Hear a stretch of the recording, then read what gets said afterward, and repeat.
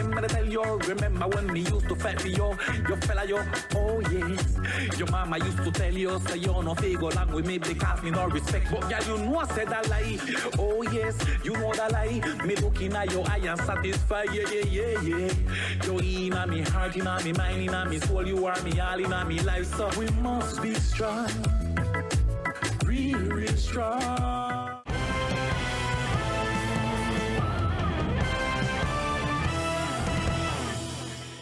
Good afternoon and welcome to Teleislas News with the most relevant and important information of the day. The departmental government headed by Governor Everett Hawkins convenes an assembly to discuss public other issues affecting the island. Governor Everett Hawkins invited different entities to an assembly to analyze public orders issue affecting the islands, and I quote, taking into account that the social and structural problems that afflict the islands must be intervened in various ways, within which the contribution of the community is important for the functions and our position beholds, the Governor of the Department, Everett Hawkins, invites you to be part of a meeting to be held in the auditorium of the departmental government on Tuesday, March 22nd at 8 a.m.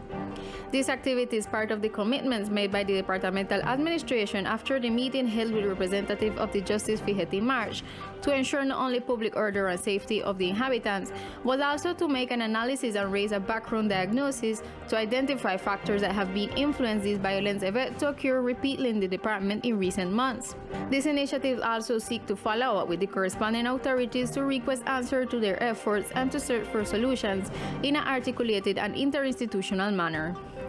The entities invited to the assembly are Superior Court of the Judicial District of San Andres, Providence, and Queclina, Departmental Assembly, Attorney General Office, regional representatives to the House and those elected, presidents of the Community Action Boards, representative of the Rizal Community, New Hope Prison Management, Police Command of the Archipelago Department, Providence and Queclina, Youth Council, Regional ICBF, and the Ombudsman Office.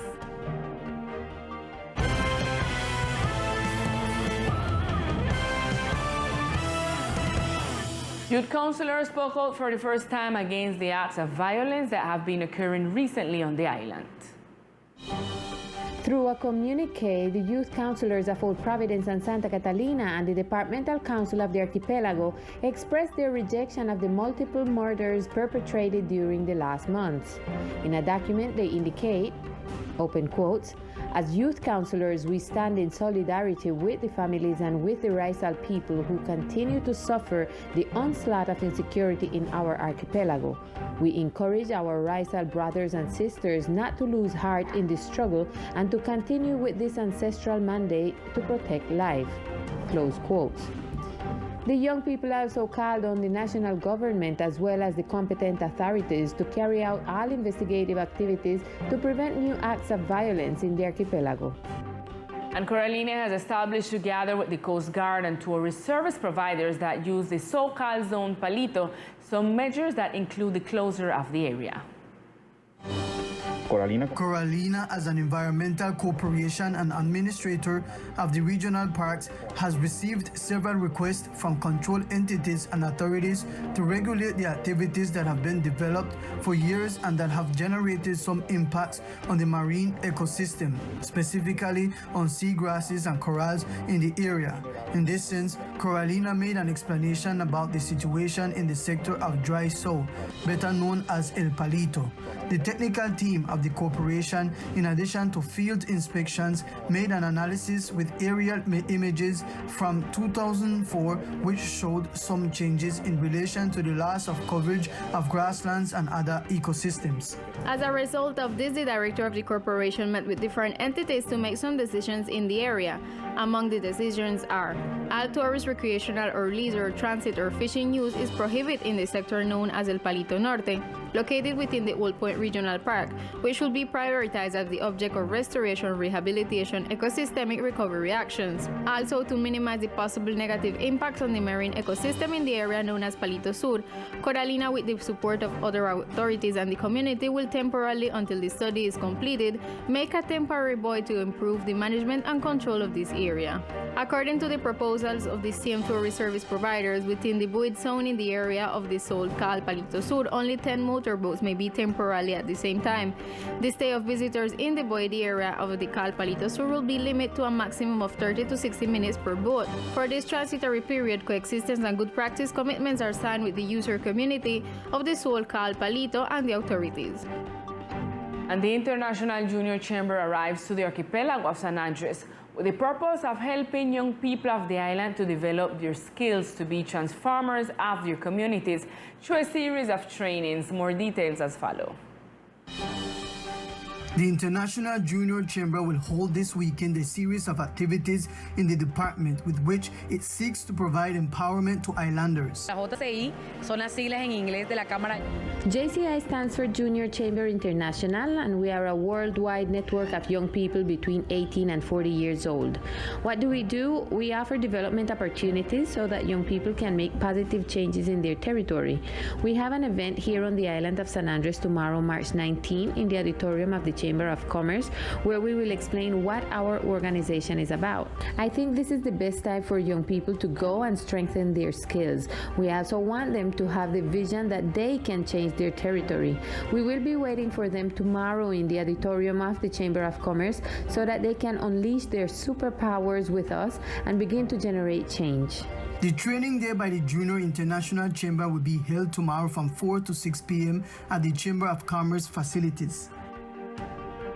The Secretariat of Education informed the entire educational community that the fleet of 4 school buses is available for provision of school transportation services in order to benefit children, adolescents, and young people of the department who require it. It also recommends its responsible use and compliance with biosecurity protocols. These school buses benefit more than 1,600 students who do not have transportation facilities and who live in hard-to-access areas of the island. Tengo bajo la coordinación 4 buses escolares. I have under my coordination 4 buses that meet 4 routes for the department. We have 4 routes, which are San Luis, North End San Luis, Hill North End Hill. We try to cover the entire island. We have a school transportation system where we cannot leave any child in the rural area or with mobility disabilities. We have 13 supervisors who stay on the bus 24 hours while the bus is giving the service. The Secretariat of Education seeks to guarantee the school transportation service so that no child is left without service and to guarantee direct access to educational institutions to provide a first-class quality to all children who have the service. Likewise, the Secretariat of Education recommends its responsible use in compliance with biosafety protocols. And in other news, the International Film Festival in which Teleislas participates is taking place in Cartagena at this hour. Within the framework of the International Film Festival of Cartagena de Indias FICSI, which is taking place these days in Cartagena, Teleislas participates in the academic agenda and the audiovisual convention of the Colombian audiovisual industry, NIDO, developed yesterday and today. Within the framework of the event, the Vice Minister of ICT, Maria Rosero Oviedo, extends to the islanders the invitation to participate in the cause of the ministry oriented to the production of audiovisual content. From the Ministry of Technologies and Communications, we want to invite all islanders to participate in our cause for public media. These are the calls made for young people, for indigenous, Raizal, Palenquero, and Afro-descendant communities, and everyone has a space here. Visit www.mintic.gov.co and get to know our calls for entries. The agenda of the Audiovisual Convention of the Colombian audiovisual industry will end today with the participation of Maria Cecilia Londoño, Public Media Strengthening Coordinator, Claudia Guzman, Mintic Advisors, and winners of the Aure Cámara Cal. The relatives of the late singer Fabián Pérez, better known as Hetty, announced the dates and times of the singer's funeral services. Throughout a press release, the Perez Hooker family informs family, friends, and community in general that the funeral ceremony of Fabián Pérez, better known as Hetty, will be held on March 20 at the First Baptist Church on Mission Hill. Also, they announced that the following activities have been organized for that Sunday. Vigil with burning vault at the headquarters of the Departmental Assembly from 10 a.m. to 12 p.m. At 1 p.m., the body will be taken to his home for the family burial service. They will also make a funeral service at the First Baptist Church of Mission Hill at 2 p.m. and then the burial of the family cemetery in Mission Hill after the service. And now let's get to know other facts that are today our news in our brief news section.